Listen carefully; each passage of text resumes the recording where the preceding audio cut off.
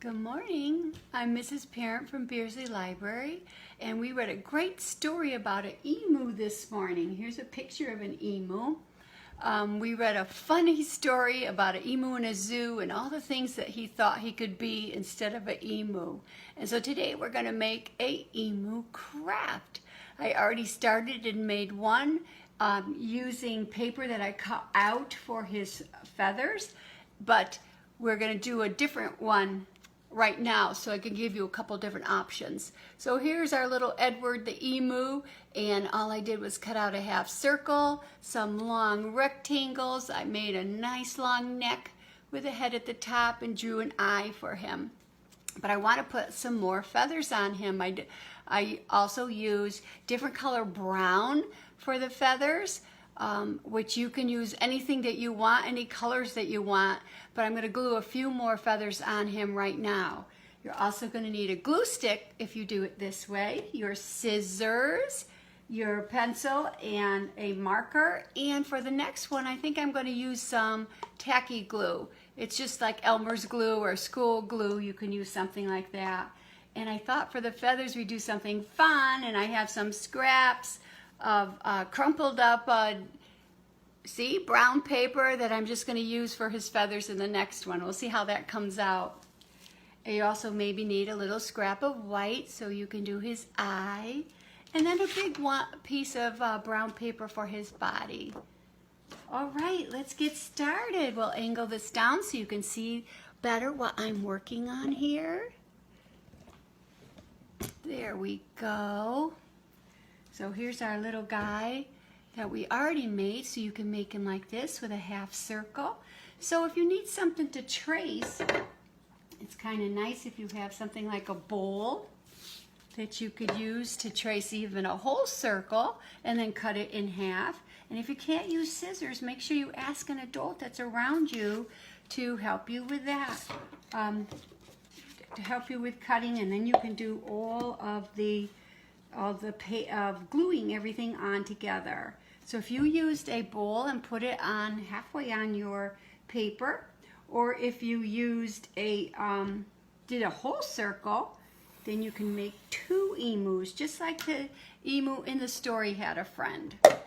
So there we go. So we traced a half circle. Here we go. We're going to cut it. So we go up and around, cutting our half circle so we can get our body for our emu. So there we go. You also could use something like yarn. You can glue pieces of yarn out. So you see our little emu here had long rectangles for legs, because emus have really long legs. So again, we'll just cut out a nice straight piece out of the scrap and make a big rectangle. See what I did here? I made a big one, so then I can cut that in half and use it for his feet. His big long legs, so that would go right under here, just like the one we already made. And now I want a longer rectangle so I can make it for his eyes. We'll glue those on in a minute. And his eyes, his long neck. So let's see. We'll just cut another piece out of here. And at the top, you can either already cut a little head, so you would make a little circle at the top, or you can make that separate. So let's see. So we'll cut a little head out of here and see what we think, if we like it. Or if we can just go ahead and cut a circle and put it on the top. Let me get rid of this piece. You could have a nice big beak and a little round head. And he has a pretty skinny neck. So we'll start off with a skinny neck and actually kind of go down at an angle. So look at this guy. There it is. There's Edward's head. And also he met up with another emu in the zoo, which I think if you haven't read the story, you should go back and read it. So let's just get our pieces glued together. So take your glue stick and put some glue at the bottom of the neck and put it right on the front. Like that. You'll see how their heads come right up almost out of their body. Right out the edge of their body. So then I put some glue on his little feet. And that seems to, his little feet are in the middle too. I'm going to make this one look like he's running a little bit. There we go. And then if you have a little scrap of white, you can cut a circle.